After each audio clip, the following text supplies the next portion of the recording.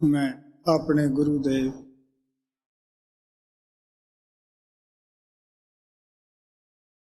सावन रूप कृपाल दे चरणों विच नमस्कार करदा हाँ, जिन्हां ने कि इस गरीब आत्मा ते दया कीती, जो अपने घर दा रस्ता भुल गई सी, उहनूं अपने घर दा रस्ते ते पाया। कबीर साहब ने कहा, सीस दिए जे गुर मिले तो भी सस्ता जान। गुरु की वडियाई का, गुरु की महिमा का, गुरु के उपकार का उस वेले सानू पता लगता है जब फैले हुए ख्याल नूं सिमरन के जरिए दोनों अखां के दरम्यान एकागर कर लेने हैं। थोड़ा एकागर होना जब एकाग्रता प्राप्त होती है, अंदर जाने हैं, उस वेले सानू गुरु की संतां की महिमा का ज्ञान हुंदा है कि साडे उत्ते उन्होंने कितना परोपकार किया है। असी उन्हां दा शुक्रिया अदा जो करना है वो अंदर जाके ही कर सकते हैं। सो सत्संग दे विच जद भी असी आउने हैं या महात्मा दियां असी वेले टाइम विच बाणियां पढ़ते हैं या सत्संग सुनते हैं, उहदा भाव हमेशा ही साडे दिल विच ऐसे होना चाहिए है कि उन्होंने अच्छी तरह विचारिए, समझिए कि संत महात्मा सानू की हिदायत करते हैं। क्योंकि संतां महात्मा का जो मिशन हुंदा है वो किसी ग्रंथ या पोथी के सहारे नहीं हुंदा गा। उन्हां दा मिशन उन्हां दी अपनी ही समर्था दा ते निर्भर हुंदा है। जो काम उन्हां दे गुरुदेव ने उन्हां नूं सौंपिया हुंदा है, उन्हां दे ही गुरुदेव उस काम दे जिम्मेवार हुंदे हैं, उन्हां नूं मदद करते हैं। मैं दसदा है कि जदों असी पहले ख्याल नूं अखां दे पिछे लै आउंदे हैं, अंदर जाने हैं, स्थूल सूक्ष्म सारे पढ़दे ला लेने हैं, गुरुदेव अपनियां बरकतां लैके उस सेवक दे अंदर बैठ जाता है। उस वक्त पता लगता है कि बाहर कोई ऐसा लफ्ज नहीं जिहदे नाल असीं उन्हां दी शुकराना कर सकीए। वैसे सत्संगी और गुरु दे अंदर जिंदगी दे विच बहुत सारे ऐसे वाकयात हुंदे रहिंदे हैं,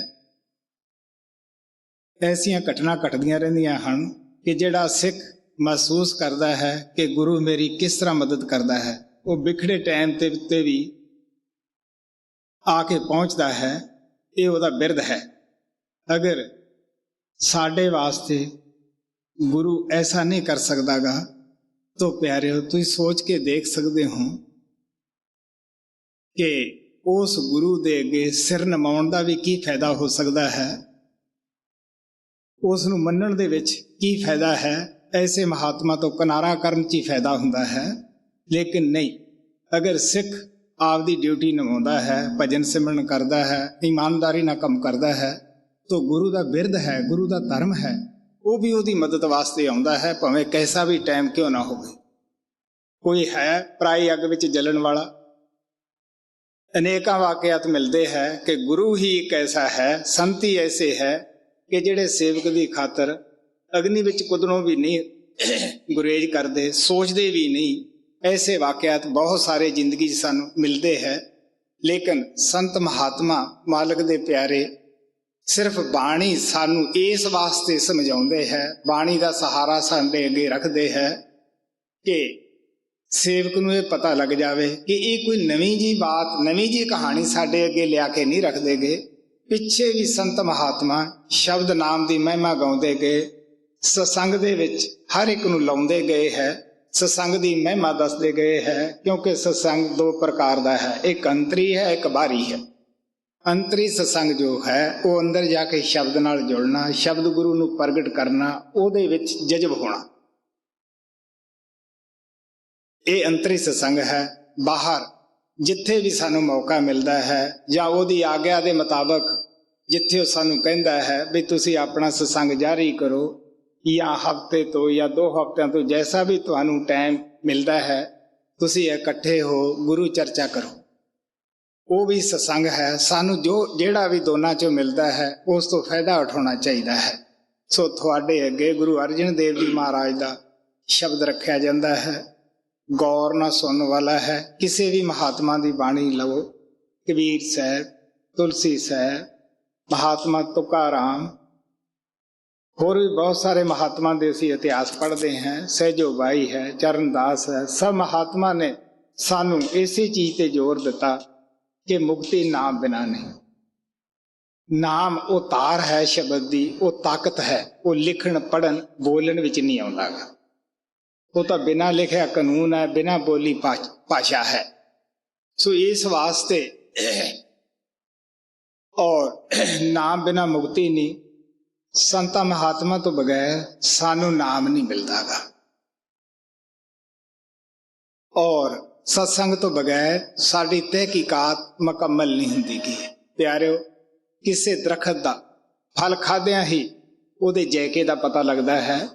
ਮਹਾਤਮਾ ਦੀ ਅਗਰ ਅਸੀਂ ਸੱਚੇ ਦਿਲੋਂ ਸੋਭਤ ਕਰੀਏ, ਉਹਨਾਂ ਦੇ ਚਰਨਾਂ ਵਿੱਚ ਬੈਠ ਕੇ ਅਭਿਆਸ ਕਰੀਏ, ਫਿਰ ਪਤਾ ਲੱਗਦਾ ਹੈ ਕਿ ਇਹ ਫਲ ਕਿਤਨਾ ਮਿੱਠਾ ਹੈ, ਕਿਤਨਾ ਕੀਮਤੀ ਹੈ।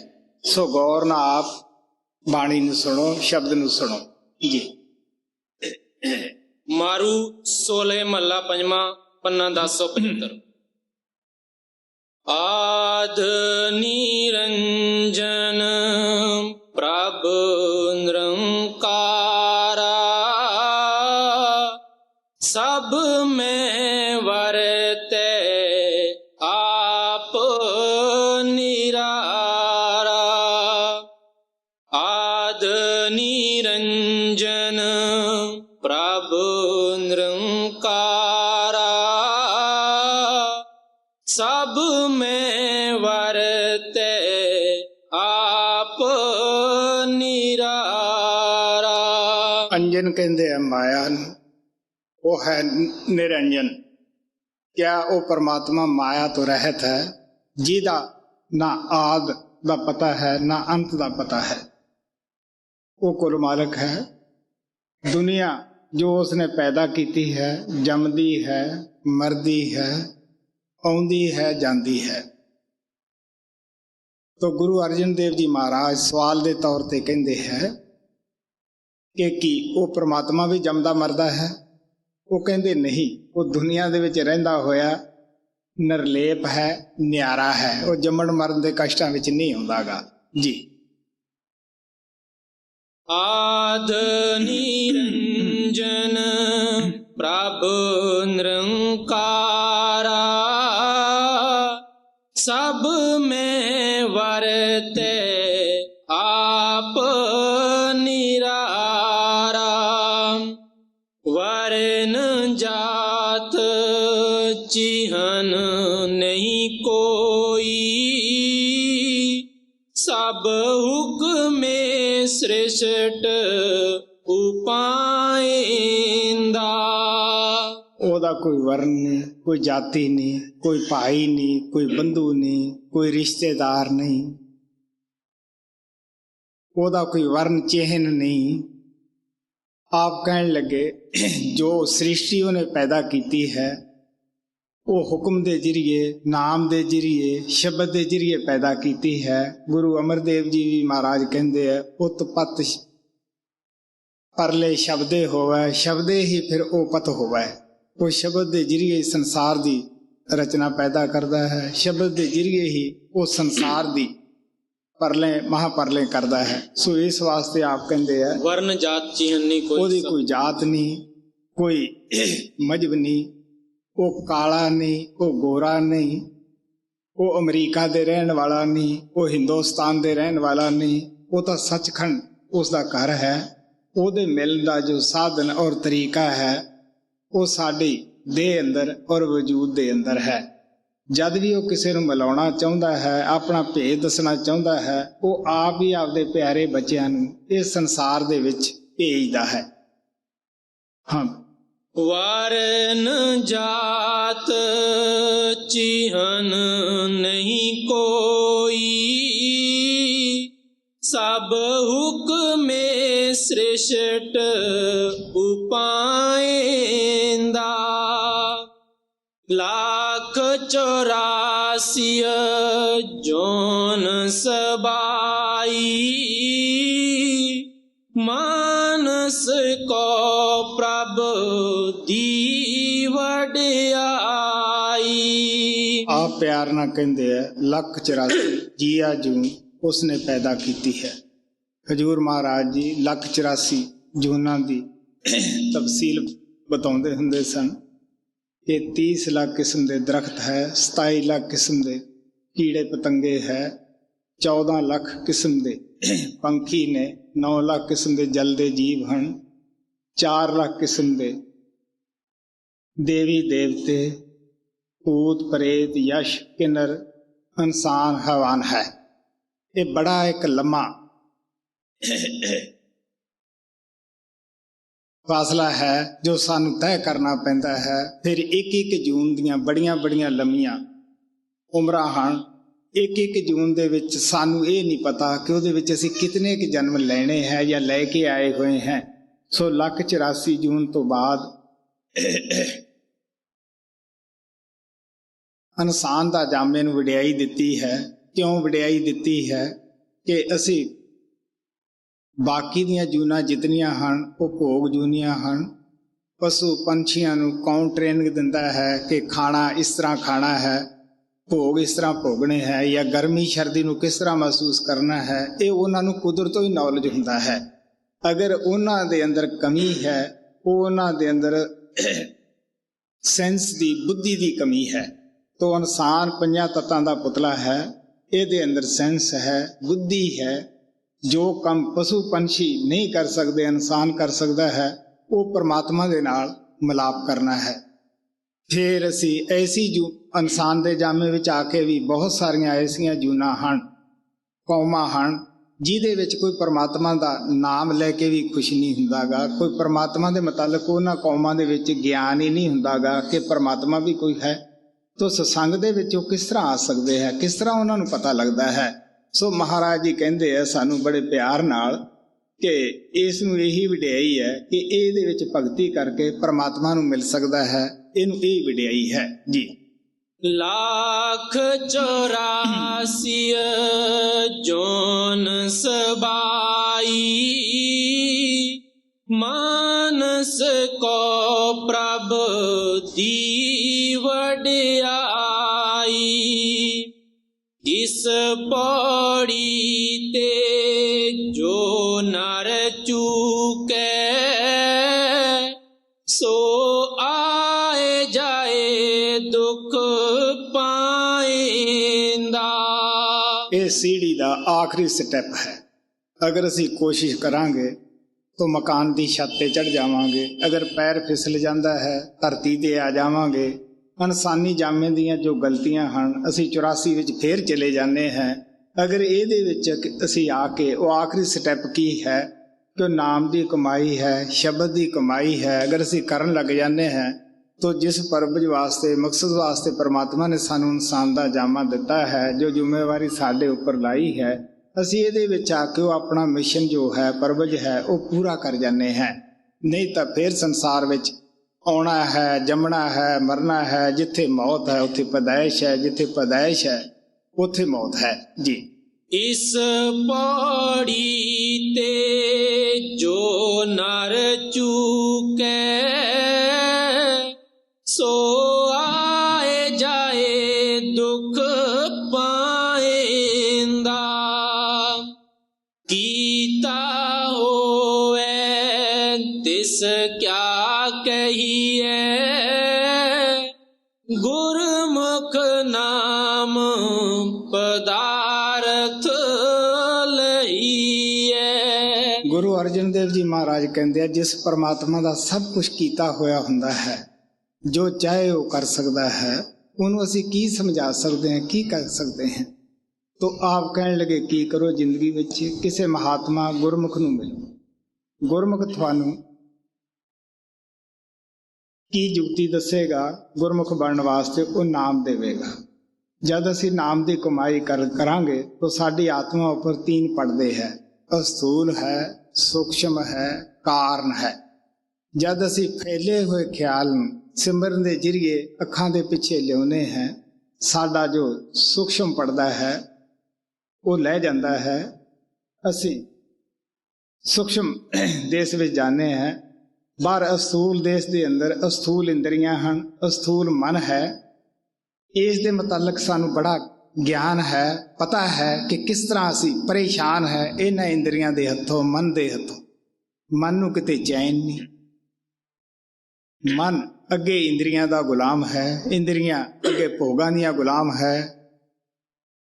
ਜੋ ਖੁਆਇਸ਼ ਉੱਠਦੀ ਹੈ ਉਸ ਨੂੰ ਪੂਰਾ ਕਰਨ ਵਾਸਤੇ ਸਾਨੂੰ ਉਸੇ ਹੀ ਇੰਦਰੀ ਦਾ ਸਹਾਰਾ ਲੈਣਾ ਪੈਂਦਾ ਹੈ। ਕਾਮ ਇੰਦਰੀ ਦੀ ਖੁਆਇਸ਼ ਉੱਠਦੀ ਹੈ, ਇਹ ਖੁਆਇਸ਼ ਨੂੰ ਪੂਰੀ ਕਰਨ ਵਾਸਤੇ ਅਸੀਂ ਕਾਮ ਇੰਦਰੀ ਦਾ ਸਹਾਰਾ ਲੈਂਦੇ ਹਾਂ, ਬਿਮਾਰੀਆਂ ਸਹੇੜ ਲੈਂਦੇ ਹਾਂ। ਭੋਗੋ ਰੋਗ ਸੋ ਅੰਤ ਭੋਗੋਂਦਾ, ਜਿੰਨੇ ਭੋਗ ਉਨੀਆਂ ਜ਼ਿਆਦਾ ਬਿਮਾਰੀਆਂ।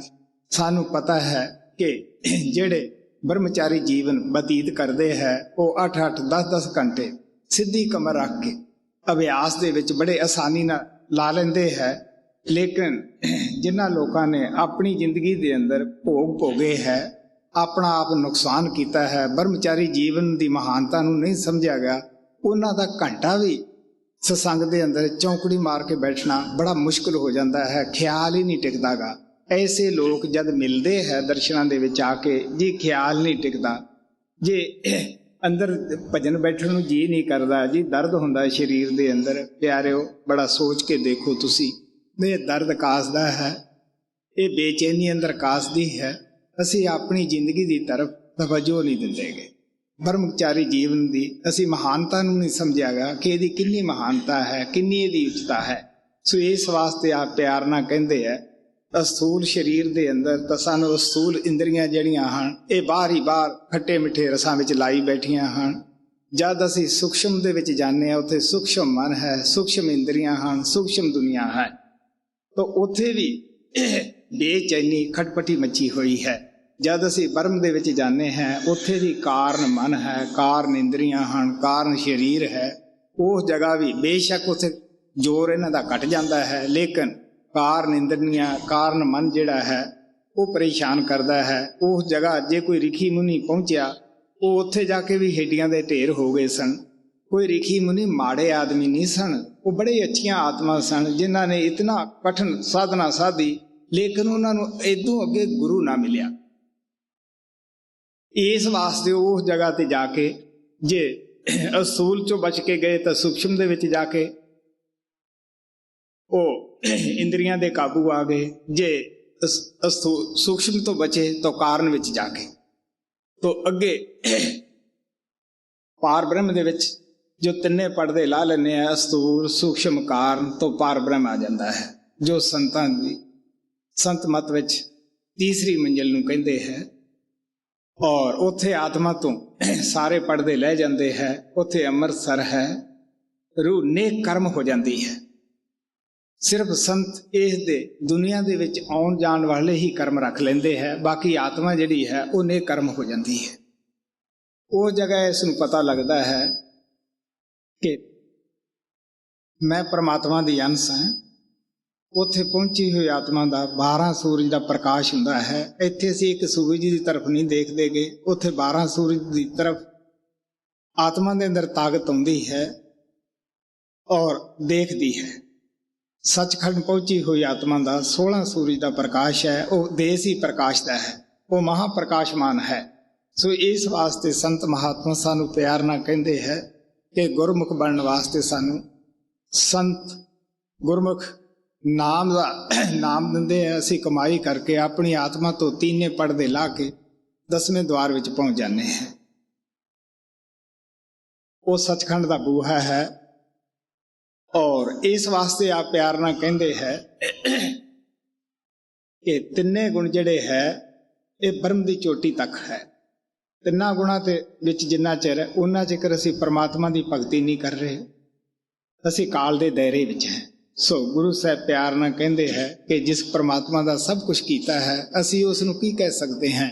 ਸੋ ਕਿਸੇ ਗੁਰਮੁਖ ਨੂੰ ਮਿਲਿਓ, ਉਹ ਤੁਹਾਨੂੰ ਨਾਮ ਦਾ ਸਾਧਨ ਦੱਸੇਗਾ ਔਰ ਤੁਸੀਂ ਨਾਮ ਦੀ ਕਮਾਈ ਕਰਕੇ ਗੁਰਮੁਖ ਬਣੋ।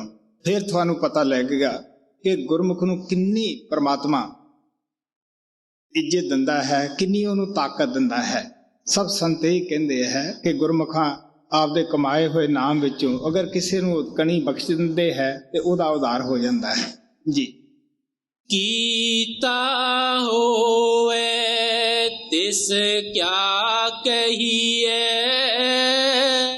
ਗੁਰਮੁਖ ਨਾਮ ਪਦਾਰਥ ਲਈਏ।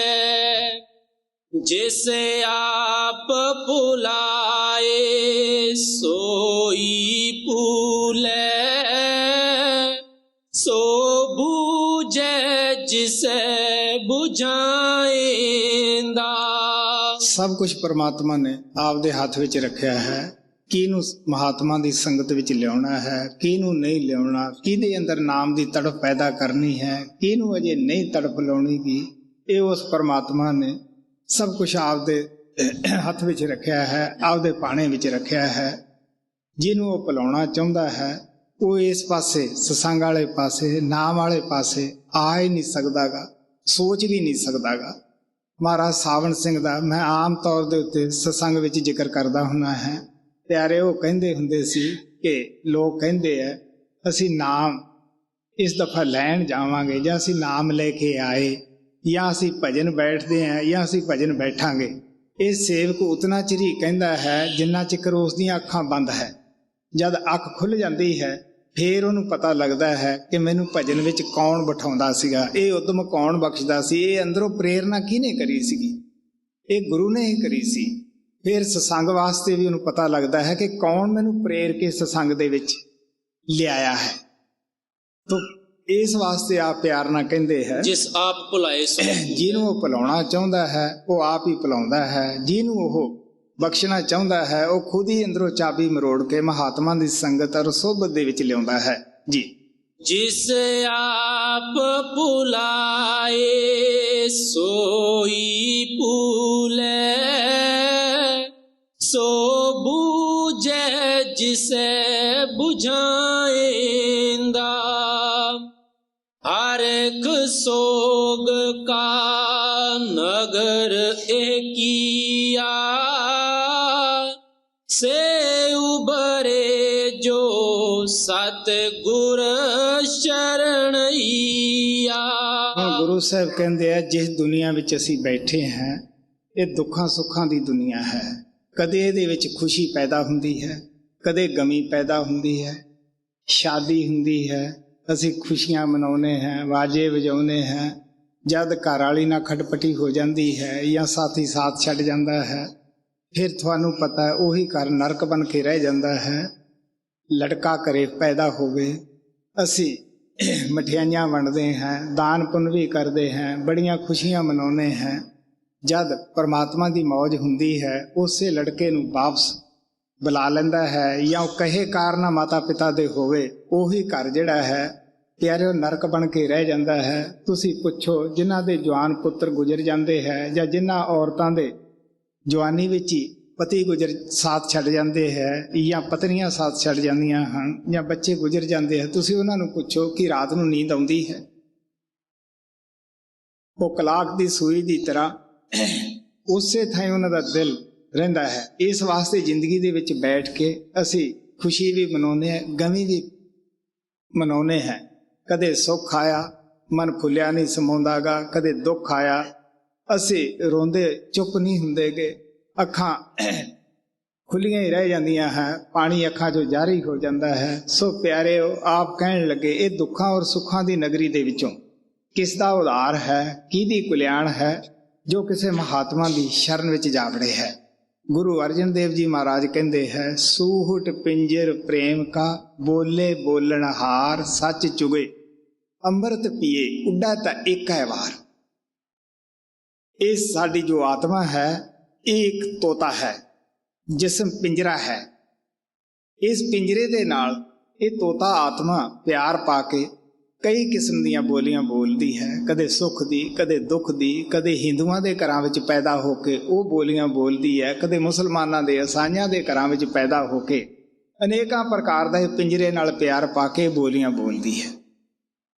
ਤੋ ਗੁਰੂ ਸਾਹਿਬ ਪਿਆਰ ਨਾਲ ਕਹਿੰਦੇ ਆ, ਜੇ ਫੈਲੇ ਹੋਏ ਖਿਆਲ ਨੂੰ ਅੱਖਾਂ ਦੇ ਪਿੱਛੇ ਲਿਆ ਕੇ ਸ਼ਬਦ ਨਾਲ ਜੁੜੇ ਸੂਹਟ ਪਿੰਜਰ ਪ੍ਰੇਮ ਦਾ ਤੋ ਬੋਲੇ ਬੋਲਣ ਹਾਰ। ਆਪ ਕਹਿੰਦੇ ਜੇ ਇਹ ਇਸ ਪਿੰਜਰੇ ਦਾ ਪਿਆਰ ਛੱਡ ਦੇਵੇ, ਉਹ ਅਨਾਹਦ ਸ਼ਬਦ ਦਾ ਚੋਗਾ ਚੁਗੇ, ਉੱਡਾ ਤੇ ਇੱਕ ਵਾਰ ਸੰਸਾਰ ਵਿੱਚ ਇੱਕੋ ਹੀ ਦਫਾ ਆਉਣਾ ਪਏਗਾ, ਉਡਾਰੀ ਮਾਰੀ ਆਪਦੇ ਘਰ ਸੱਚਖੰਡ ਪਹੁੰਚ ਜਾਂਦੀ ਹੈ ਜੀ।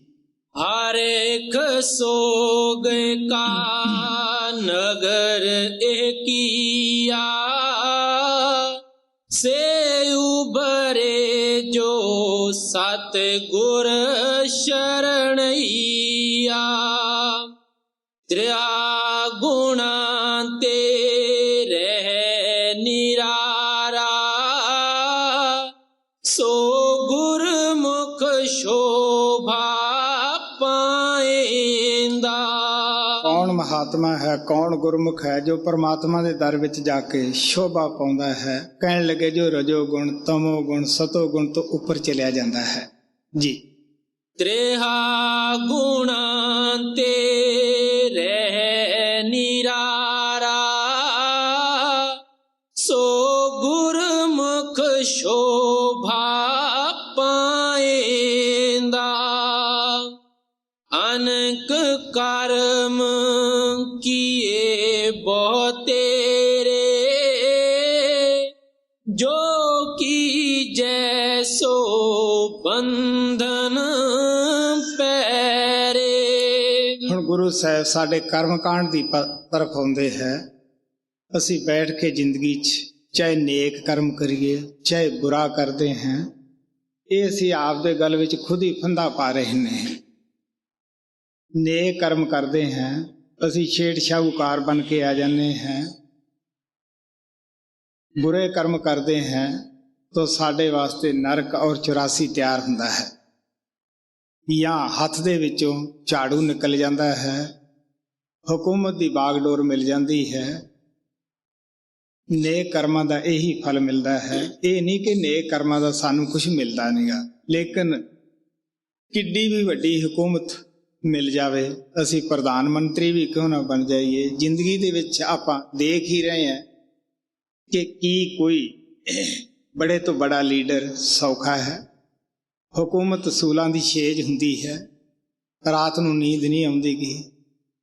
ਜਦ ਸਾਡੀ ਹੁਕੂਮਤ ਹੈ, ਲੋਕ ਸਾਡੇ ਜਲੂਸ ਕੱਢਦੇ ਹੈ, ਅਖਬਾਰਾਂ ਵਿੱਚ ਜੈ ਜੈਕਾਰ ਹੁੰਦੀ ਹੈ, ਫੁੱਲਾਂ ਦੇ ਹਾਰ ਗਲਾਂ ਵਿੱਚ ਪੈਂਦੇ ਹੈ, ਸੋਚਦੇ ਹਾਂ ਕਿ ਸ਼ਾਇਦ ਸਾਡੇ ਅੰਦਰ ਕੋਈ ਹੁਨਰ ਹੈ, ਹਿਕਮਤ ਹੈ, ਜਿਹੜਾ ਸਾਨੂੰ ਇਹ ਲੋਕ ਪੂਜਦੇ ਹੈ।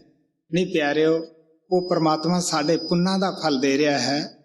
ਜਦ ਉਹ ਪੁੰਨਾਂ ਦਾ ਫਲ ਕਮ ਹੁੰਦਾ ਹੈ, ਜਦ ਪਾਪਾਂ ਦੇ ਫਲ ਦਾ ਦੌਰ ਚੱਲਦਾ ਹੈ, ਹੁਕੂਮਤ ਹੱਥ ਵਿੱਚੋਂ ਨਿਕਲ ਜਾਂਦੀ ਹੈ, ਲੋਕ ਫੁੱਲਾਂ ਦੇ ਹਾਰ ਪਾਉਣੋਂ ਹਟ ਜਾਂਦੇ ਹੈ, ਅਖਬਾਰਾਂ ਦੇ ਅੰਦਰ ਜੈ ਜੈਕਾਰ ਹੋਣੋਂ ਹਟ ਜਾਂਦੀ ਹੈ, ਹੁਕੂਮਤ ਦਾ ਤਖਤਾ ਪਲਟ ਜਾਂਦਾ ਹੈ। ਜਿਹੜੇ ਲੋਕ ਸੁਲਾਮਾ ਕਰਦੇ ਉਹ ਗੋਲੀਆਂ ਦਾ ਨਿਸ਼ਾਨਾ ਵੀ ਬਣਾ ਦਿੰਦੇ ਹੈ।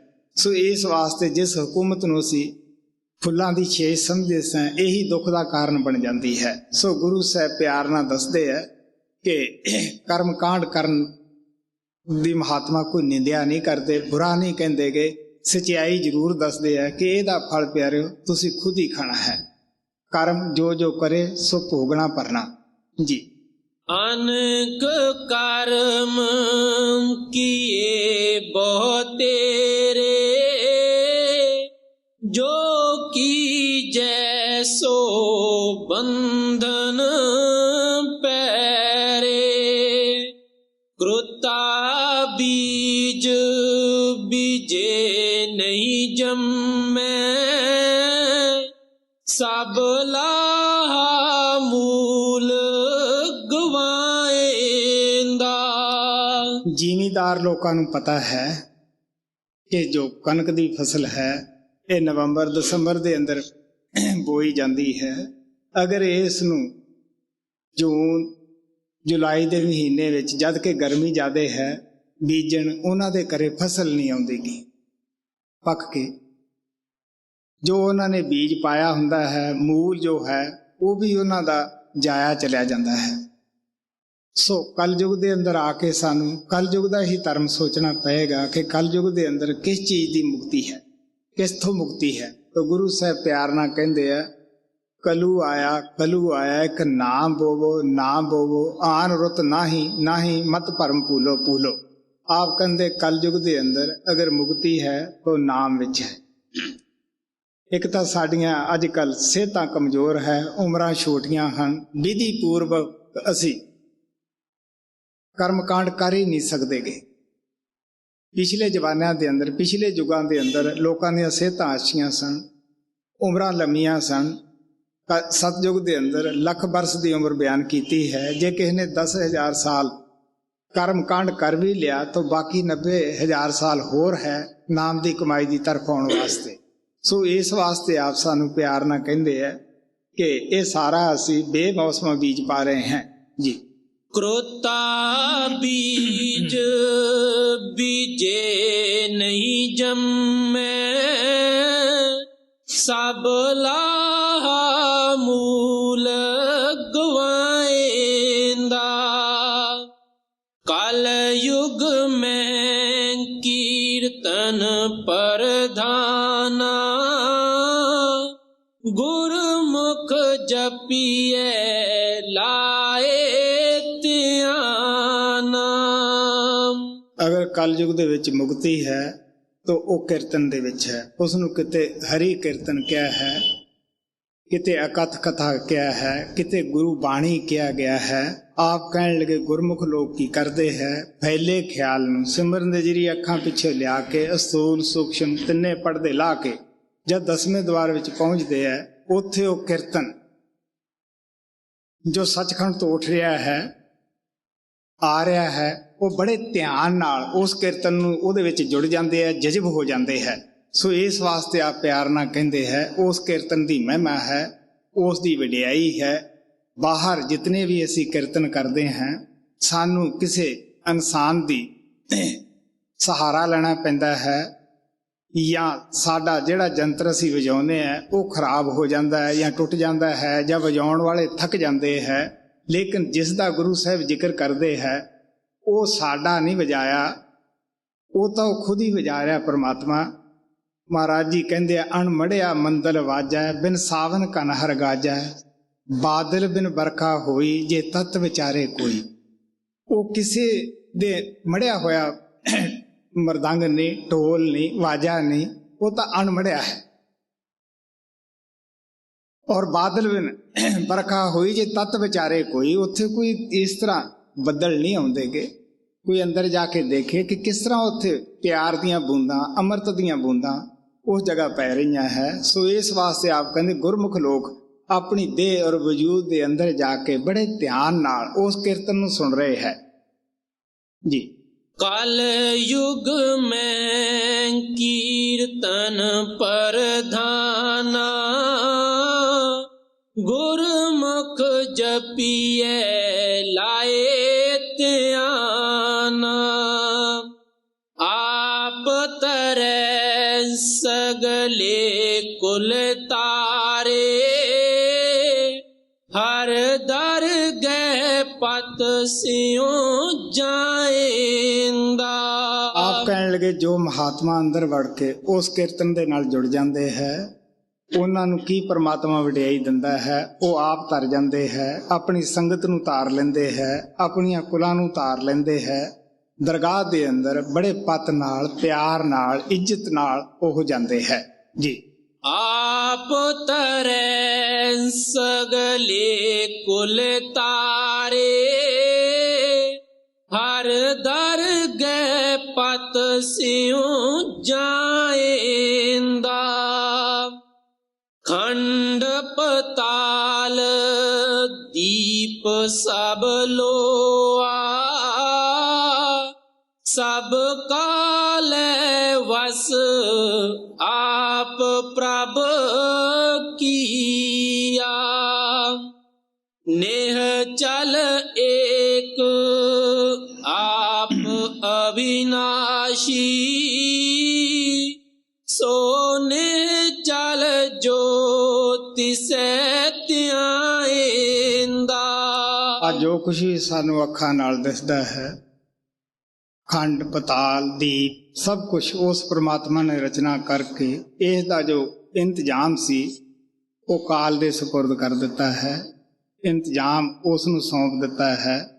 ਉਹ ਪਰਮਾਤਮਾ ਤਾਂ ਨਿਹਚਲ ਹੈ, ਨਾ ਉਹ ਆਉਂਦਾ ਹੈ, ਨਾ ਜਾਂਦਾ ਹੈ, ਨਾ ਜੰਮਦਾ ਹੈ, ਨਾ ਮਰਦਾ ਹੈ। ਜਿਹੜੇ ਉਸ ਨੂੰ ਧਿਆਉਂਦੇ ਹੈ, ਜਿਹੜੇ ਉਹਦੇ ਵਿੱਚ ਜਾ ਕੇ ਸਮਾ ਜਾਂਦੇ ਹੈ, ਉਹ ਵੀ ਨਿਹਚਲ ਹੋ ਜਾਂਦੇ ਹੈ। ਗੁਰੂ ਗੋਬਿੰਦ ਸਿੰਘ ਮਹਾਰਾਜ ਦੇ ਵਕਤ ਦਾ ਵਾਕਿਆ ਹੈ। ਉਹ ਪੁੱਛਣ ਲੱਗੇ, ਕਿਉਂ ਵੀ ਪਿਆਰਿਓ ਤੁਹਾਨੂੰ ਸਮਝ ਆਈ? ਇਤਨਾ ਚਿਰ ਹੋਇਆ ਨਾਮਦਾਨ ਪ੍ਰਾਪਤ ਕੀਤੇ ਨੂੰ, ਦੀਵਾਨ ਦੇ ਅੰਦਰ ਆਉਂਦਿਆਂ ਨੂੰ। ਕੌਣ ਦੁਨੀਆ ਦੇ ਵਿੱਚ ਨਿਹਚਲ ਰਹਿੰਦਾ ਹੈ? ਕਿਸ ਦਾ ਨਾਮ ਰਹਿੰਦਾ ਹੈ? ਬਹੁਤ ਸਾਰੇ, ਕਿਸੇ ਨੇ ਕਿਹਾ ਜੀ ਸਰਾਂ ਪਵਾ ਦੇਵੇ, ਕਿਸੇ ਨੇ ਕਿਹਾ ਕੋਈ ਜਲ ਪੀਣ ਵਾਸਤੇ ਕੂਆ ਲਗਾ ਦੇਵੇ, ਕਿਸੇ ਨੇ ਕਿਹਾ ਸਕੂਲ ਬਣਾ ਦੇਵੇ। ਉਹ ਕਹਿਣ ਲੱਗੇ ਇਹ ਸਹੀ ਜਵਾਬ ਨਹੀਂ ਗਾ। ਤੁਹਾਨੂੰ ਪਤਾ ਹੈ ਕਿ ਜਿੰਨੀਆਂ ਵੀ ਅਸੀਂ ਬਿਲਡਿੰਗਾਂ ਬਣਾਉਂਦੇ ਹਾਂ ਇਹ ਸਭ ਵਕਤ ਪਾ ਕੇ ਸਭ ਢਹਿ ਜਾਂਦੀਆਂ ਹਨ।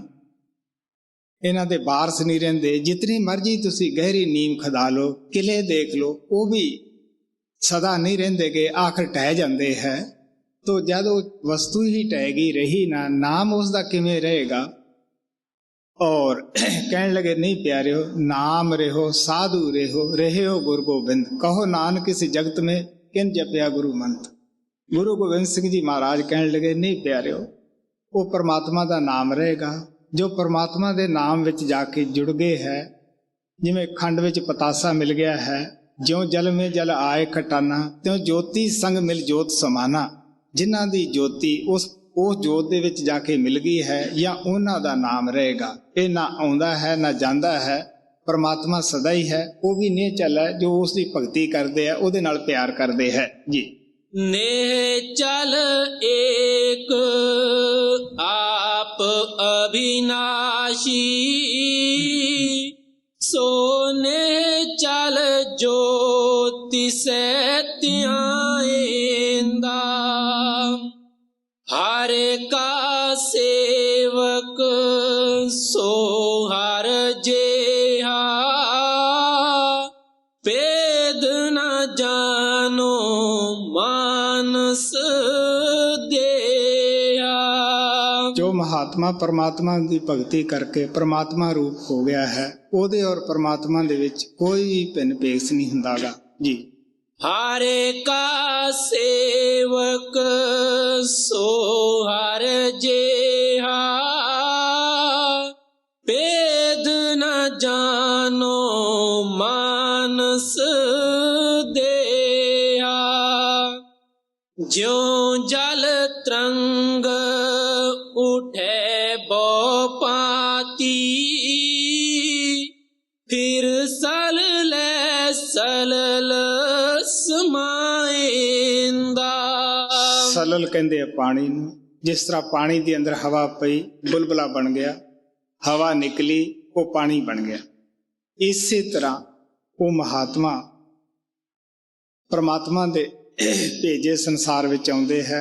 जिन्ना चिकर हुक्म है उस प्रभु का, उन्ना चिकर वो शब्द नाम का होका दिंदे है। परमात्मा चो आए, परमात्मा दे विच ही जाके मिल जाते हैं।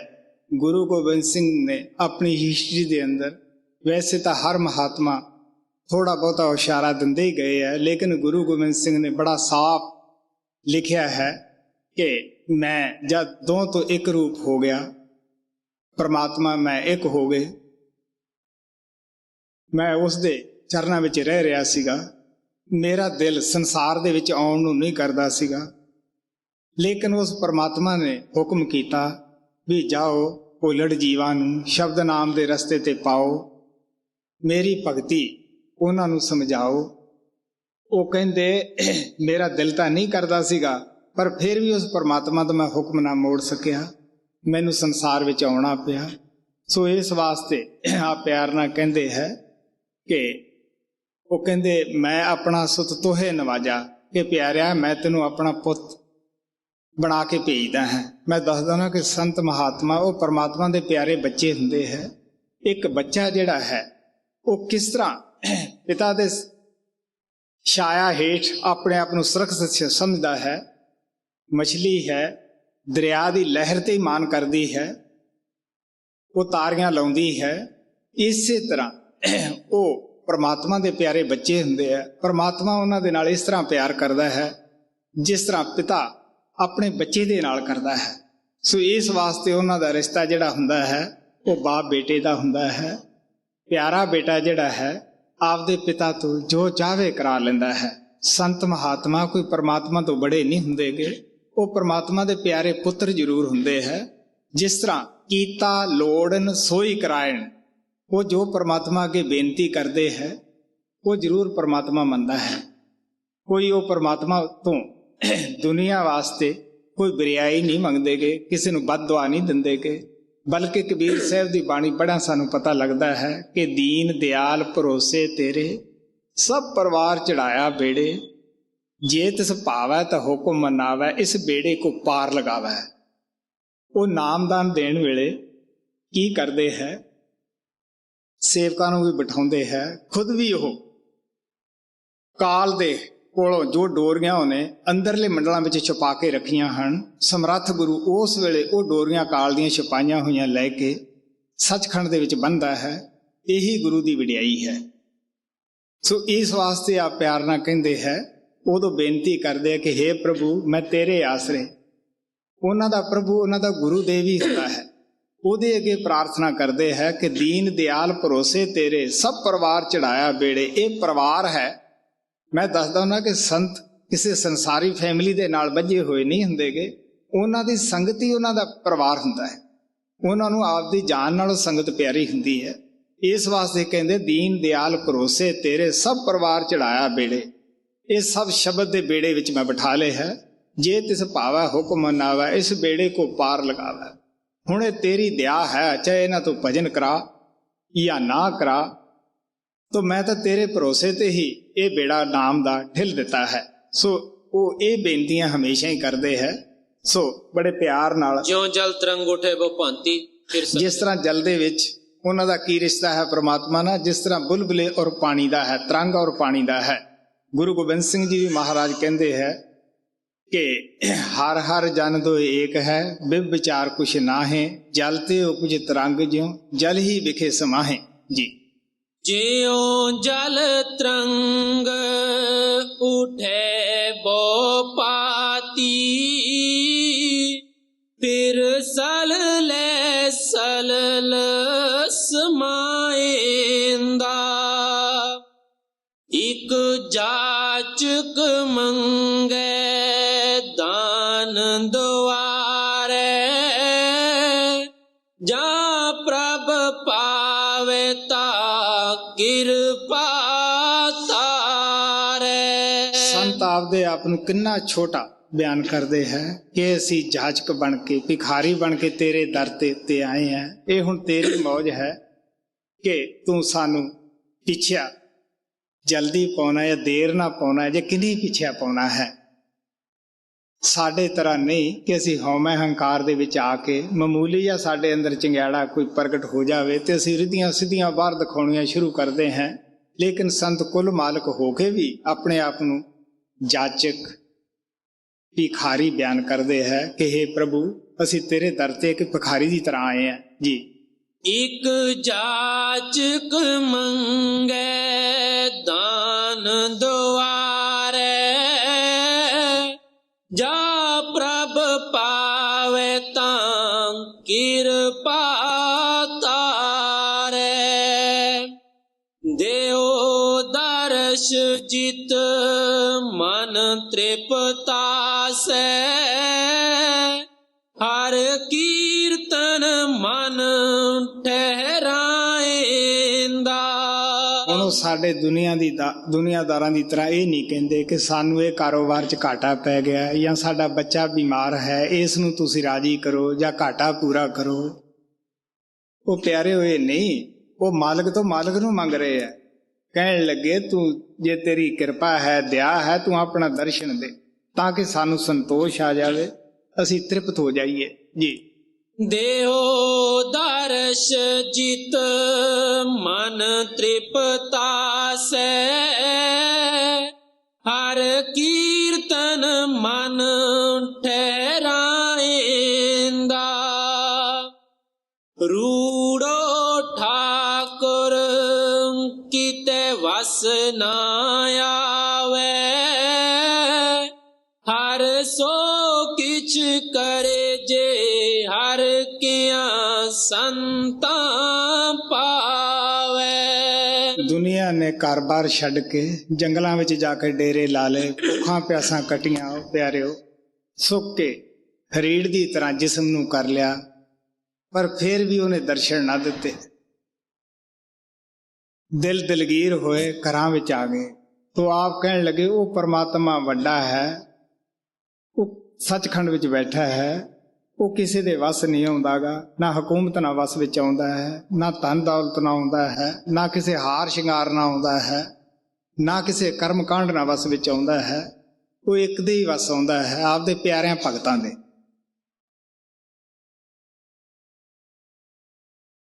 ਜੀ। ਰੂੜੋ ਠਾਕੁਰ ਕੀਤੇ ਵਸ ਨਾ ਆਵੇ। ਹਰ ਸੋ ਕਿਛ ਕਰੇ ਜੇ ਹਰ ਕਿਆਂ ਸੰਤਾਂ ਪਾਵੇ। ਕੀਤਾ ਲੋੜਨ ਸੋਈ ਕਰਾਇਨ। ਦਰ ਫੇਰ ਨਾ ਕੋਈ ਪਾਏਂਦਾ। ਆ ਪਿਆਰ ਨਾ ਕਹਿੰਦੇ ਹੈ, ਜਿਹਨੂੰ ਉਹ ਨਾਮ ਦੇ ਦਿੰਦੇ ਹੈ ਉਹਨੂੰ ਦੁਬਾਰੇ ਦੁਨੀਆ ਵਿੱਚ ਚੱਕਰ ਨਹੀਂ ਲਾਉਣੇ ਪੈਂਦੇਗੇ, ਕਿਉਂਕਿ ਉਹਨਾਂ ਨੇ ਪਰਮਾਤਮਾ ਨੂੰ ਆਪ ਉੱਪਰ ਖੁਸ਼ ਕੀਤਾ ਹੈ। ਜੋ ਪਰਮਾਤਮਾ ਨੂੰ ਬੇਨਤੀ ਕਰਦੇ ਆ ਉਹ ਜ਼ਰੂਰ ਪਰਮਾਤਮਾ ਮੰਨਦਾ ਹੈ। ਇਸ ਵਾਸਤੇ ਆਪ ਕਹਿੰਦੇ ਦਰ ਫੇਰ ਨਾ ਕੋਈ ਪਾਏਂਦਾ। ਹਜੂਰ ਮਹਾਰਾਜ ਕਹਿੰਦੇ ਸੀਗੇ ਜੇ ਭੂਤਾਂ ਦੀ ਤਰ੍ਹਾਂ ਫੇਰ ਹੀ ਸੰਸਾਰ ਦੇ ਵਿੱਚ ਚੱਕਰ ਲਾਉਣੇ ਹੈ ਤਾਂ ਐਸੇ ਗੁਰੂ ਕੋਲੇ ਵਕਤ ਗਵਾਉਣ ਦਾ ਵੀ ਕੀ ਫਾਇਦਾ ਹੋ ਸਕਦਾ ਹੈ। ਸੋ ਇਸ ਵਾਸਤੇ ਆਪ ਪਿਆਰ ਨਾਲ ਕਹਿੰਦੇ ਹੈ। ਇਹਨੂੰ ਵੀ ਐਸੇ ਪਿਆਰੇ ਬੱਚੇ ਪਰਮਾਤਮਾ ਦੇ ਸੰਤ ਨਾਮ ਦਿੰਦੇ ਹੈ, ਉਹਦੀ ਜ਼ਿੰਦਗੀ ਦਾ ਬੀਮਾ ਕਰ ਦਿੰਦੇ ਹੈ। ਉਹ ਉਸੇ ਟਾਈਮ ਹੀ ਕਹਿ ਸਕਦਾ ਹੈ ਕਿ ਮੇਰਾ ਹੁਣ ਕਾਲ ਨਾਲ ਕੋਈ ਵੀ ਲੈਣਾ ਦੇਣਾ ਨਹੀਂ ਗਾ। ਜੀ। ਕੀਤਾ ਲੋੜਨ ਸੋਈ ਕਰਾਇਨ। ਦਰ ਫੇਰ ਨਾ ਕੋਈ ਪਾਏਂਦਾ। ਜਿੱਥੇ ਔਕਟ ਆਏ ਬਨਤ ਹੈ ਪ੍ਰਾਣੀ। ਤਿੱਥੇ ਹਰ ਧਿਆਈਏ ਸਾਰੰਗ ਪਾਣੀ। ਜਿੱਥੇ ਪੁੱਤਰ ਕਲਤਰ ਨਾ ਬੇਲੀ ਕੋਈ। ਤਿੱਥੇ ਹਰ ਆਪ ਛੁਡਾਏਂਦਾ। ਹੁਣ ਆਪ ਪਿਆਰ ਨਾਲ ਕਹਿੰਦੇ ਹੈ ਸਨ ਬਿਪਤਾ ਦਾ ਵਕਤ ਜਾਂ ਪਦੈਸ਼ ਵੇਲੇ ਹੈ ਜਾਂ ਮੌਤ ਵੇਲੇ ਹੈ। ਪਦੈਸ਼ ਵੇਲੇ ਵੀ ਅਸੀਂ ਇੱਕ ਮਾਸ ਦਾ ਲੋਥੜਾ ਹੀ ਹੁੰਨੇ ਹਾਂ। ਆਪਣਾ ਦੁੱਖ ਨਹੀਂ ਕਿਸੇ ਨੂੰ ਦੱਸ ਸਕਦੇਗੇ, ਸਿੱਧੇ ਪਏ ਤੇ ਸਿੱਧੇ ਹੈ। ਬੜੀ ਇੱਕ ਤੰਗ ਜਗ੍ਹਾ ਹੈ। ਜਦ ਜਨਮ ਹੁੰਦਾ ਬੱਚੇ ਦਾ ਉਦੋਂ ਦੇਖਣ ਨਾਲ ਪਤਾ ਲੱਗਦਾ ਹੈ ਕਿ ਕੈਸੀ ਹਾਲਤ ਹੈ। ਬੜਾ ਦਰਦ ਹੁੰਦਾ ਹੈ। ਮੌਤ ਦੇ ਵਕਤ ਵੀ ਅਸੀਂ ਦੇਖਦੇ ਹਾਂ, ਬੇਸਹਾਰਾ ਹੁੰਨੇ ਹਾਂ। ਇਹ ਹੁਣ ਉੱਪਰਲਿਆਂ ਦੀ ਮਰਜ਼ੀ ਹੈ ਕਿ ਮੂੰਹ ਵਿੱਚ ਪਾਣੀ ਪਾਉਂਦੇ ਆ ਨਹੀਂ ਪਾਉਂਦੇਗੇ। ਜਿਨ੍ਹਾਂ ਪੁੱਤਰਾਂ ਧੀਆਂ ਦੀ ਖਾਤਰ ਅਸੀਂ ਸਾਰੀ ਜ਼ਿੰਦਗੀ ਕੀਮਤੀ ਅਸੂਲ ਕੁਰਬਾਨ ਕਰਦੇ ਹਾਂ, ਸਾਡੀ ਉਹ ਮਦਦ ਨਹੀਂ ਕਰ ਸਕਦੇਗੇ। ਬਲਕਿ ਅੰਤ ਸਮੇਂ ਦੇਖਿਆ ਗਿਆ ਹੈ ਉਹ ਪੁੱਛਦੇ ਹੈ ਕਿ ਕੋਈ ਵਸੀਅਤ ਨਹੀਂ ਕਰਾਈ ਤਾਂ ਉਹ ਕਰ ਜਾ, ਜਾਂ ਕਿਸੇ ਤੋਂ ਲੈਣਾ ਦੇਣਾ ਹੈ ਉਹ ਦੱਸ ਜਾ। ਉਹਦੀਆਂ ਜਾਨ ਨੂੰ ਬਣੀਆਂ ਹੁੰਦੀਆਂ ਹਨ। ਉਹ ਕਹਿੰਦੇ ਤੂੰ ਸਾਨੂੰ ਆਹ ਤਾਂ ਦੱਸ ਦੇ। ਜੇ ਦੱਸਦੇ ਹੈ ਉਹਨਾਂ ਦਾ ਕੰਮ ਬਣ ਜਾਂਦਾ ਹੈ। ਪੈਸੇ ਟਕੇ ਦੇ ਜਦੋਂ ਵਾਰਸ ਬਣ ਜਾਂਦੇ ਹੈ ਫਿਰ ਉਹਦੇ ਕੋਲ ਕੌਣ ਬੈਠਦਾ ਹੈ। ਉਹ ਕਹਿੰਦੇ ਹੁਣ ਤਾਂ ਇਹਦਾ ਆਰਾਮ ਹੀ ਰਾਖਾ ਹੈ। ਬਹੁਤ ਸਾਰੇ ਮੈਂ ਪਰਿਵਾਰ ਦੇਖੇ ਹੈ, ਉਹ ਪੰਡਤ ਨੂੰ ਸੱਦਦੇ ਹੈ ਜਾਂ ਸਾਡੇ ਸਿੱਖ ਭਰਾ ਉਦੋਂ ਜਪਜੀ ਸਾਹਿਬ ਭਾਈ ਨੂੰ ਸੱਦ ਕੇ ਕਹਿੰਦੇ ਆ ਹੁਣ ਤੂੰ ਪੜ੍ਹ ਦੇ। ਉਹ ਖੁਦ ਵੀ ਨਹੀਂ ਸੁਣਾਉਂਦੇਗੇ। ਪੰਡਤ ਨੂੰ ਕਹਿੰਦੇ ਤੂੰ ਗੀਤਾ ਦਾ ਇਤਿਹਾਸ ਸੁਣਾ ਦੇ। ਹੁਣ ਸੋਚ ਕੇ ਦੇਖ ਸਕਦੇ ਹੋ, ਇਹ ਤਾਂ ਅਸੀਂ ਇਤਿਹਾਸ ਪਹਿਲਾਂ ਹੀ ਪੜ੍ਹਨੇ ਸੀ, ਜਪਜੀ ਸਾਹਿਬ ਪਹਿਲਾਂ ਹੀ ਪੜ੍ਹਨਾ ਸੀਗਾ। ਖੁਦ ਜ਼ਿੰਦਗੀ 'ਚ ਤਾਂ ਅਸੀਂ ਆਪ ਕਰਨਾ ਸੀਗਾ। ਸੋ ਇਸ ਵਾਸਤੇ ਆ ਪਿਆਰ ਨਾਲ ਕਹਿੰਦੇ ਜਿੱਥੇ ਹੈ, ਪੁੱਤਰ ਜਿੱਥੇ ਕਲਤਰ ਨਾ ਕੋਈ ਪੁੱਤਰ ਨਾ ਪੋਤਰਾ ਨਾ ਕੋਈ ਹੁਕੂਮਤ ਸਾਡੀ ਮਦਦ ਕਰ ਸਕਦੀ ਹੈ, ਉਸ ਵੇਲੇ ਅਗਰ ਸਾਡਾ ਕੋਈ ਘਰ ਦਾ ਮਿਲ ਜਾਵੇ, ਸਾਡੀ ਮਦਦ ਕਰੇ, ਕਿੰਨੀ ਖੁਸ਼ੀ ਹੋਏਗੀ ਜਿਹੜੀ ਬਿਆਨ ਨਹੀਂ ਕਰੀ ਜਾ ਸਕਦੀ। ਗੁਰੂ ਸਾਹਿਬ ਕਹਿੰਦੇ ਆ, ਸੱਜਣ ਸੇ ਆਖੀਏ ਜੋ ਚਲਦਿਆਂ ਨਾਲ ਚਲਨ, ਜਿੱਥੇ ਲੇਖਾ ਮੰਗੀਏ ਤਿੱਥੇ ਖੜੇ ਦਿਸਣ। ਮੈਂ ਆਪਣੇ ਭਾਈ ਦੇ ਮੁਤਲਕ ਦੱਸਦਾ ਹੁੰਦਾ ਹੈ, ਜਿਸ ਟਾਈਮ ਦਿਆਲੂ ਹਜੂਰ ਮਹਾਰਾਜ ਕਿਰਪਾਲ ਨੇ ਕਿਰਪਾ ਕੀਤੀ, ਉਹ ਮੇਰੇ ਸਾਥ ਆ ਕੇ ਝਗੜਾ ਕਰਨ ਲੱਗਿਆ, ਕਹਿਣ ਲੱਗਿਆ ਤੇਰੇ ਉੱਤੇ ਕਿਰਪਾਲ ਨੇ ਜਾਦੂ ਪਾ ਦਿੱਤਾ, ਤੂੰ ਦਿਨ ਰਾਤ ਉਸੇ ਨੂੰ ਹੀ ਧਿਆਉਂਦਾ ਰਹਿਣਾ ਹੈ, ਤੈਨੂੰ ਕੋਈ ਹੋਰ ਗੱਲ ਹੀ ਨਹੀਂ ਗੀ, ਕੋਈ ਸਮਝ ਹੀ ਨਹੀਂ। ਮੈਂ ਕਿਹਾ ਹਾਂ, ਜਾਦੂ ਤਾਂ ਵਾਕਿਆ ਹੀ ਉਸਨੇ ਕਰ ਦਿੱਤਾ ਹੈ, ਉਹ ਜਾਦੂ ਮੂੰਹ ਚੜ ਕੇ ਬੋਲਦਾ ਹੈ, ਮੈਂ ਹੋਰ ਕੀ ਕਹਾਂ ਤੈਨੂੰ। ਅਖੀਰ ਮਹਾਰਾਜ ਕਿਰਪਾਲ ਗਏ, ਉਹਨਾਂ ਨੇ ਦਰਸ਼ਨ ਕੀਤੇ, ਉਹਨਾਂ ਦੇ ਨਾਲ ਵੀ ਉਹ ਔਖਾ ਹੋਇਆ। ਕਹਿਣ ਲੱਗਿਆ ਸਾਡੇ ਭਾਈ ਦੇ ਸਿਰ ਤੁਸੀਂ ਪਤਾ ਨਹੀਂ ਕੀ ਡਾਲ ਦਿੱਤਾ ਹੈ, ਕੀ ਧੂੜ ਦਿੱਤਾ ਹੈ। ਮੇਰਾ ਦਿਲ ਕਾਫੀ ਪਰੇਸ਼ਾਨ ਹੋਇਆ। ਅਖੀਰ ਮੈਂ ਕਿਹਾ ਦੇਖ ਪਿਆਰਿਆ, ਜੋ ਮੇਰੀ ਸਮਝ ਆਈ ਹੈ, ਆਖਰ ਤੇਰੀ ਮਦਦ ਇਸੇ ਨੇ ਕਰਨੀ ਹੈ, ਹੋਰ ਕੋਈ ਕਰੇਗਾ ਨਹੀਂ। ਥੋੜੇ ਸਾਲ 4-5 ਸਾਲ ਹੋ ਗਏ, ਉਹਨੇ ਸਰੀਰ ਛੱਡਿਆ, ਉਹਨੂੰ ਨਾਮ ਨਹੀਂ ਮਿਲਿਆ ਸੀਗਾ। ਮੈਂ ਤਾਂ ਪਾਸ ਨਹੀਂ ਸੀ, ਲੇਕਿਨ ਮੇਰਾ ਦੂਸਰਾ ਭਾਈ, ਹੋਰ ਵੀ ਕਈ ਆਦਮੀ ਸਾਡੇ ਸਮਾਜ ਦੇ ਸਨ। ਜਦ ਬਾਹਰੋਂ ਆਇਆ ਚੰਗਾ ਭਲਾ, ਕਹਿਣ ਲੱਗਿਆ 4 ਕਸਾਈ ਹੈ ਜਿਨ੍ਹਾਂ ਨੇ ਮੈਨੂੰ ਫੜ ਲਿਆ ਹੈ, ਮੈਂ ਬੜਾ ਤੰਗ ਹਾਂ। ਔਰ 1 ਮਿੰਟ ਬਾਅਦ ਬੋਲਿਆ, ਕਹਿਣ ਲੱਗਿਆ ਹੁਣ ਮੈਨੂੰ ਛਡਾ ਲਿਆ ਮਹਾਰਾਜ ਕਿਰਪਾਲ ਨੇ, ਤੇ ਉਹ ਸਰੀਰ ਛੱਡ ਗਿਆ। ਘਰਦਿਆਂ ਨੂੰ ਕਹਿੰਦਾ ਬਈ ਹੁਣ ਤੁਸੀਂ ਸਤਸੰਗ ਤੇ ਜ਼ਰੂਰ ਜਾਣਾ ਹੈ। ਤੋ ਕਹਿਣ ਦਾ ਭਾਵ ਮੇਰਾ ਇਤਨਾ ਹੀ ਹੈ, ਅਸੀਂ ਜ਼ਿੰਦਗੀ 'ਚ ਬੜਾ ਕੁਝ ਦੇਖਦੇ ਹਾਂ, ਕੋਈ ਹੈ ਸੱਜਣੋ ਕਸਾਈਆਂ ਤੋਂ ਛਡਾਉਣ ਵਾਲਾ, ਉਹ ਗੁਰੂ ਹੀ ਹੈ। ਉਹਨੇ ਦਰਸ਼ਨ ਕੀਤੇ ਸੀ, ਬੇਸ਼ੱਕ ਗੁੱਸੇ ਜੀ ਕਰੇ ਸੀਗੇ। ਤੋ ਕਬੀਰ ਸਾਹਿਬ ਵੀ ਕਹਿੰਦੇ, ਸਾਧੂ ਸੋ ਝਗੜਾ ਭਲਾ, ਸਾਖਤ ਸੋ ਨਹੀਂ ਮੇਲ। ਅੱਗ ਨੂੰ ਭਾਵੇਂ ਤੁਸੀਂ ਨਾ ਹੀ ਸਮਝੋ, ਫਿਰ ਵੀ ਉਹ ਸੇਕ ਦਿੰਦੀ ਹੈ, ਗਰਮੀ ਦਿੰਦੀ ਹੈ ਜਿਹੜਾ ਉਹਦੇ ਨਜ਼ਦੀਕ ਜਾਏਗਾ। ਤੋ ਸਾਧੂ ਹੋਣਾ ਚਾਹੀਦਾ ਹੈ। ਅਗਰ ਅਸੀਂ ਉਹਦੇ ਚਰਨਾਂ 'ਚ ਬੈਠਾਂਗੇ, ਸਾਨੂੰ ਉਹਦਾ ਫਲ ਜ਼ਰੂਰ ਮਿਲਦਾ ਹੈ। ਸੋ ਆਪ ਬੜੇ ਪਿਆਰ ਨਾਲ ਕਹਿੰਦੇ, ਜਿੱਥੇ ਪੁੱਤਰ ਕਲਤਰ, ਜਿੱਥੇ ਕੋਈ ਪੁੱਤ ਪੋਤਰਾ, ਕੋਈ ਸਾਡਾ ਰਾਖਾ ਨਹੀਂਗਾ, ਉਹ ਗੁਰੂ ਉੱਥੇ ਆ ਕੇ ਮਦਦ ਕਰਦਾ ਹੈ ਜੀ। ਜਿੱਥੇ ਪੁੱਤਰ ਕਲਤਰ ਨਾ ਬੇਲੀ ਕੋਈ,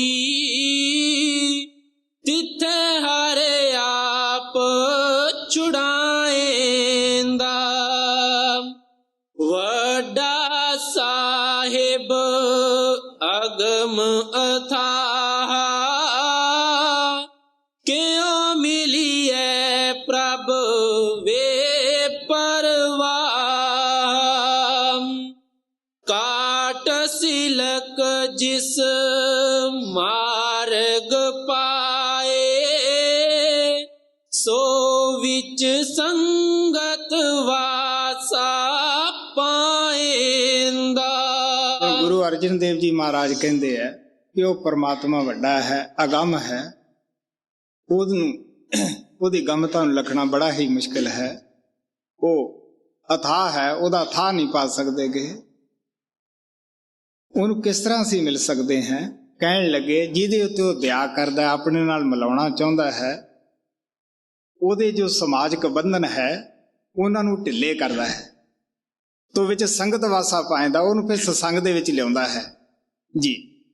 ਕਾਟ ਸਿਲਕ ਜਿਸ ਮਾਰਗ ਪਾਏ, ਸੋ ਵਿੱਚ ਸੰਗਤ ਵਾਸਾ ਪਾਏਂਦਾ। ਹੁਕਮ ਬੂਝੈ ਸੋ ਸੇਵਕ ਕਹੀਐ, ਬੁਰਾ ਭਲਾ ਦੋਏ ਸੰਸਾਰ ਸਹੀ ਹੈ। ਪਿਆਰ ਨਾਲ ਕਹਿੰਦੇ ਹੈ, ਜੋ ਹੁਕਮ ਸ਼ਬਦ ਦੇ ਵਿੱਚ ਜਜ਼ਬ ਹੋ ਗਿਆ ਹੈ ਉਹੀ ਸੇਵਕ ਹੈ। 2 ਚੀਜ਼ਾਂ, ਸਾਡੀ ਨਿੰਦਿਆ ਵਡਿਆਈ, ਜਾਂ ਤਾਂ ਜਦੋਂ ਸਾਡੀ ਨਿੰਦਿਆ ਹੁੰਦੀ ਹੈ ਉਦੋਂ ਅਸੀਂ ਘਬਰਾ ਜਾਂਦੇ ਹਾਂ ਕਿ ਜੀ ਅਸੀਂ ਤਾਂ ਭਗਤੀ ਮਾਰਗ ਤੇ ਚੱਲਦੇ ਹਾਂ, ਸਾਡੀ ਇਹ ਨਿੰਦਿਆ ਕਿਉਂ ਕਰਦੇ ਹੈ। ਜਾਂ ਕਾਲ ਦੇਖਦਾ ਹੈ ਕਿ ਇਹ ਭਗਤੀ ਵਿੱਚ ਲੱਗਿਆ ਹੈ, ਇਹ ਕਿਤੇ ਮੇਰੇ ਦਾਇਰੇ 'ਚ ਚਲਿਆ ਨਾ ਜਾਵੇ, ਉਹ 2-4 ਐਸੇ ਪ੍ਰੇਮੀ ਖੜੇ ਕਰ ਦਿੰਦਾ ਹੈ ਜਿਹੜੇ ਵਡਿਆਈ ਕਰਨ ਲੱਗ ਜਾਂਦੇ ਹੈ। ਜਦ ਸਾਡੀ 2-4 ਬੰਦੇ ਤਾਰੀਫ ਕਰਨ ਲੱਗ ਜਾਣ ਤਾਂ ਅਸੀਂ ਕੁੱਪੇ ਦੀ ਤਰ੍ਹਾਂ ਫੁੱਲਣਾ ਸ਼ੁਰੂ ਕਰ ਦਿੰਦੇ ਹਾਂ, ਤੇ ਦੋਨੇ ਚੀਜ਼ਾਂ ਇਹ ਰੁਕਾਵਟ ਹੈ। ਤਾਂ ਮਾਲਕ ਦੇ ਪਿਆਰੇ ਜਿਹੜੇ ਹੈ ਉਹ बीच में ਰਸਤਾ ਅਖਤਿਆਰ ਕਰਦੇ ਹੈ, ਨਾ ਉਹ ਨਿੰਦਿਆ ਨਾਲ ਉਦਾਸ ਹੁੰਦੇ ਹੈ, ਨਾ ਵਡਿਆਈ ਨਾਲ ਉਹ ਖੁੱਲ੍ਹ ਕੇ ਸਮਾਉਂਦੇ ਹੈ। ਅਗਰ ਉਹਨਾਂ ਦੀ ਵਡਿਆਈ ਕਰੀਏ, ਉਹ ਕਹਿੰਦੇ ਅਸੀਂ ਤਾਂ ਕਾਸੇ ਜੋਗਰੇ ਵੀ ਨਹੀਂ ਗਏ, ਅਸੀਂ ਤਾਂ ਇੱਕ ਕੌਡੀ ਦੇ ਵੀ ਨਹੀਂ। ਅਗਰ ਇਹ ਵਡਿਆਈ ਹੈ ਤੇ ਸਾਡੇ ਗੁਰੂ ਦੇਵ ਦੀ ਹੈ।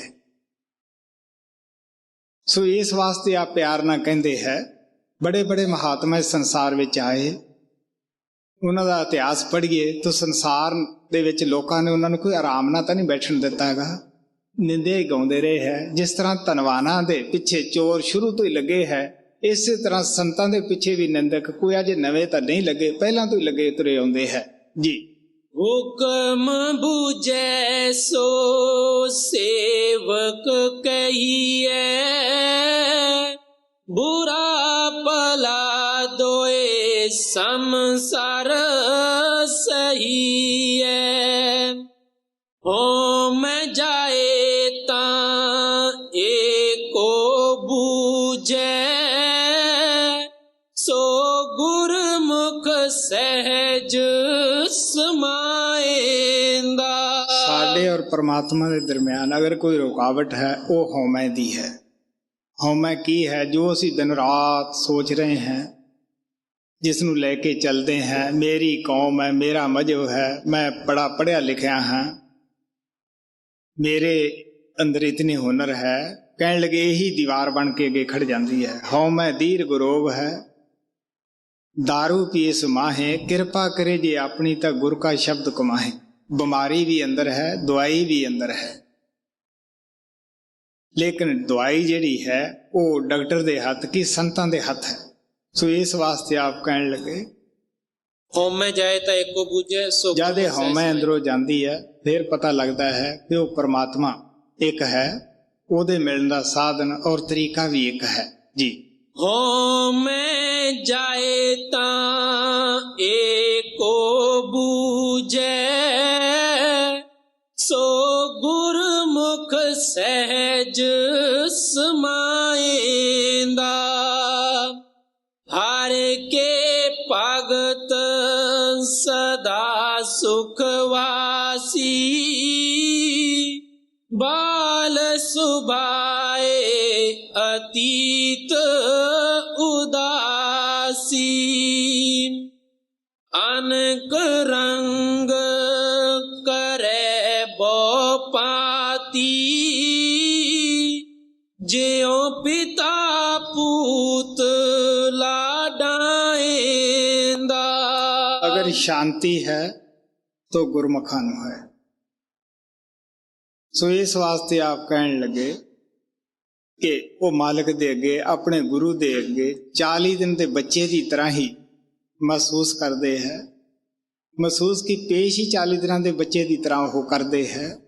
बच्चा है, वो अनजान है, कितना प्यार है, चाहे वो हाथ में तुम सप फड़ाओ वो खुश होकर पकड़ लेगा, अग्नि करो फिर भी वो हाथ कर देवेगा, अच्छी चीज करो उस तरफ भी हथ कर देवेगा। बच्चे नूं कोई कष्ट नहीं गा, कोई दुख नहीं गा, वो निरस्वार्थी प्यार करता है। इस वास्ते ਉਹਦਾ पिता ਉਹਦੇ ਨਾਲ बड़ा प्यार करता है, लाड़ लदाउंदा है। साडा पिता वो परमात्मा है। सो इस वास्ते आप प्यार ना कहते जे पिता पूत लुटाएंदा जी। अनक रंग करे बो पाती, ਜਿਉ ਪੁਤਾ ਪੂਤ ਲਾਡਾਏਂਦਾ। ਆਗਮ ਅਗੋਚਰ ਕੀਮਤ ਨਹੀਂ ਪਾਈ, ਤਾਂ ਮਿਲੀਏ ਜਾ ਲੈ ਮਿਲਾਈ। ਗੁਰਮੁਖ ਪ੍ਰਗਟ ਪਿਆ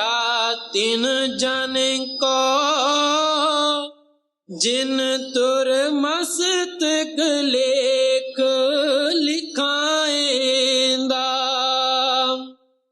तू आपे करता कारण करना, सृष्ट उपाय तरी सब तरना।